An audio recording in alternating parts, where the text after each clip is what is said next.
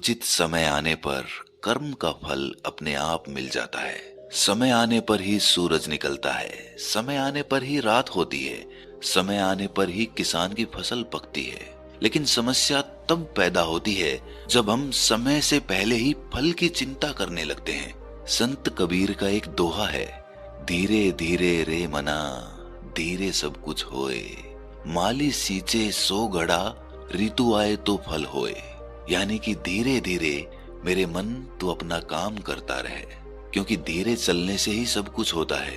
कोई माली किसी पेड़ में चाहे 100 घड़े पानी डाल दे, लेकिन फिर भी ऋतु आने पर ही फल लगेंगे।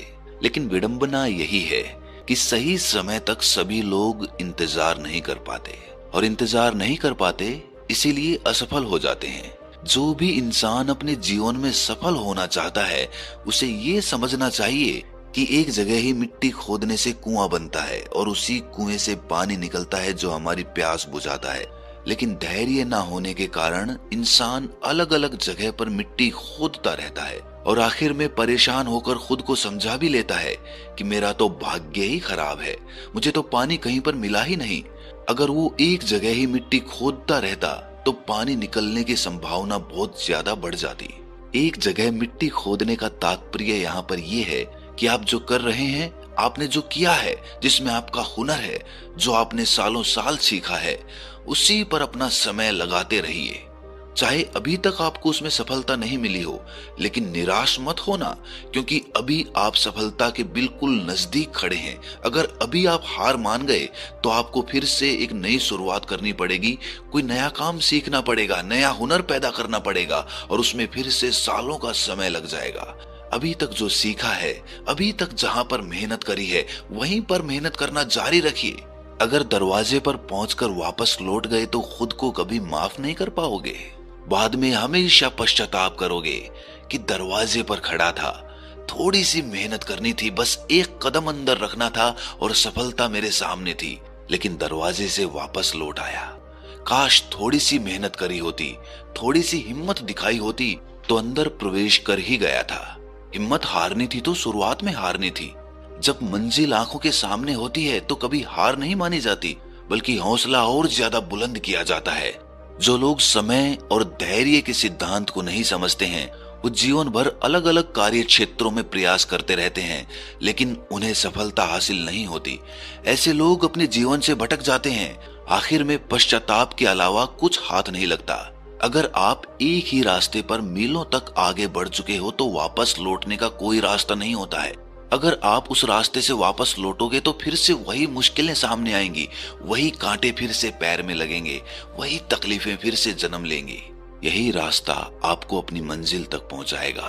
अगर रास्ता बदलना था तो शुरुआत में बदलना था, अब कोई चारा नहीं है। लेकिन आज के समय में लोगों में धैर्य बहुत कम बचा है। दूसरों की देखा देखी, दूसरों से प्रभावित होकर इंसान तत्काल सफलता हासिल करना चाहता है, और इसीलिए जल्दी सफल होने के चक्कर में वो अपने जीवन में ऐसे शॉर्टकट्स पकड़ लेता है जो उसे अंधेरी दुनिया में भटका देते हैं, गलत कामों की तरफ उसे धकेल देते हैं, जहां से वापस लौटने का कोई तरीका नहीं होता है। ब्रह्मांड के अखंड नियमों में से एक नियम ये भी है कि समय आने पर ही सब कुछ होता है। इस प्रकृति के नियम को आप हर चीज में पाएंगे, हर वस्तु में पाएंगे, हर काम में पाएंगे। एक बच्चा 9 महीने में ही जन्म लेता है। 9 महीने से पहले अगर कोई बच्चे की अपेक्षा करे तो वो मूर्ख होगा, क्योंकि प्रकृति का विधि विधान समय के अनुसार चलता है। ऋतु आने पर ही फल लगेगा, सुबह होगी तभी धूप निकलेगी, रात होगी तो अंधेरा होगा। आपको नहीं लगता कि प्रकृति के सभी नियम समय के अनुसार ही चलते हैं? तो फिर आप और हम प्रकृति के बाहर कैसे हो सकते हैं? हमारे नियम प्रकृति के नियमों से बड़े कैसे हो सकते हैं? और अगर हम प्रकृति के नियम समझते हैं तो हम ये क्यों नहीं समझ पाते कि प्रकृति के नियमों के अनुसार समय आने पर ही हम सफल हो पाएंगे? क्यों हम सही समय तक इंतजार नहीं कर पाते? इसका जवाब ये है कि हमें सही समय का पता ही नहीं होता।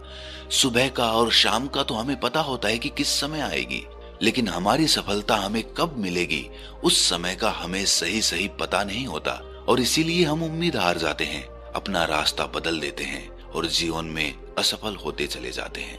ये भी सोचने की बात है कि एक इंसान कितना इंतजार करेगा, 5 साल, 10 साल, 15 साल, और तब भी उसे सफलता नहीं मिल रही तो उससे ज्यादा इंतजार भला वो क्यों करेगा?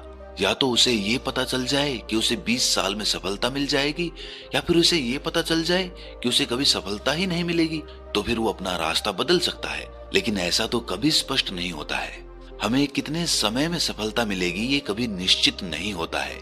जो मनुष्य अपने काम में तल्लीन होकर उस काम को सीख रहा है वो सफलता जल्दी हासिल करेगा, और जो अपने काम को टालता रहता है तो स्वाभाविक सी बात है उसको ज्यादा समय लगेगा।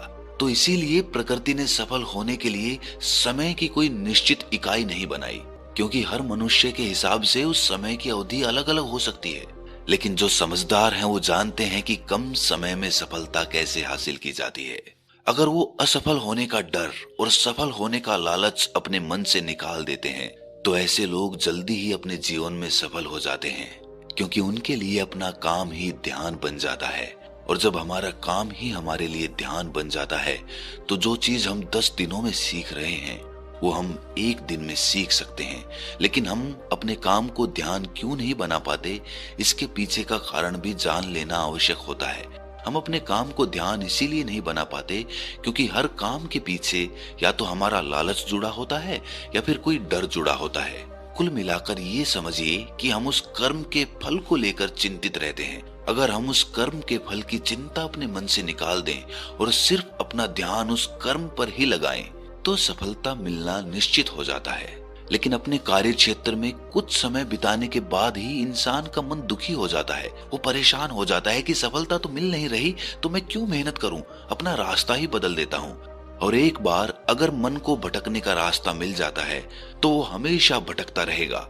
आप एक काम को छोड़कर दूसरे काम को शुरू करेंगे तो उसमें भी आपका मन भटक जाएगा, क्योंकि आपके मन की प्रवृत्ति भटकने की हो गई है। आपने एक जगह पर समय लगाकर धैर्य रखकर मेहनत करने का सोचा ही नहीं, उसका अभ्यास ही नहीं किया। इसीलिए आपका धैर्य, आपका पेशेंस इतना कमजोर हो गया कि वो किसी भी काम पर ज्यादा समय तक मेहनत नहीं करना चाहता। आपने ही अपने मन को इतनी आजादी दी है। अगर आपने अपने मन के बचने के लिए कोई जगह ही नहीं छोड़ी होती तो आपका मन आपके अनुसार काम कर रहा होता। लेकिन आप अपने मन के वशीभूत होकर अपने रास्ते बदल लेते हैं और इसीलिए आपका मन भटकना सीख जाता है और वो आपका कहना नहीं मानता, बल्कि आप खुद अपने मन के गुलाम हो जाते हैं। ये गुलामी की जंजीरें मरने तक आपका साथ नहीं छोड़ती और आप अपनी आदतों के गुलाम होते चले जाते हैं। कुछ लोग उसे आलस्य का नाम दे देते हैं, लेकिन आलस्य यहीं से जन्म लेता है जब हमारे मन को बचने के लिए जगह मिल जाती है। मन को बच निकलने के लिए 1 इंच भी जगह मत दो, एक भी बहाना उसका काम ना कर पाए ऐसी व्यवस्था सुनिश्चित करो, क्योंकि मन का काम हमेशा आपको भटकाना रहा है।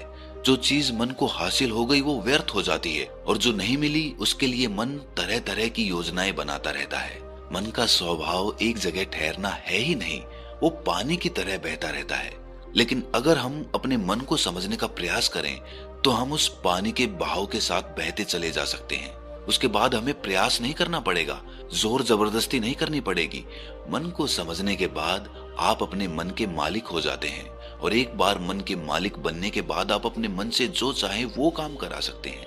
और मन को समझने के लिए सिर्फ एक सूत्र याद रखिए कि समय आने पर सब कुछ होता है।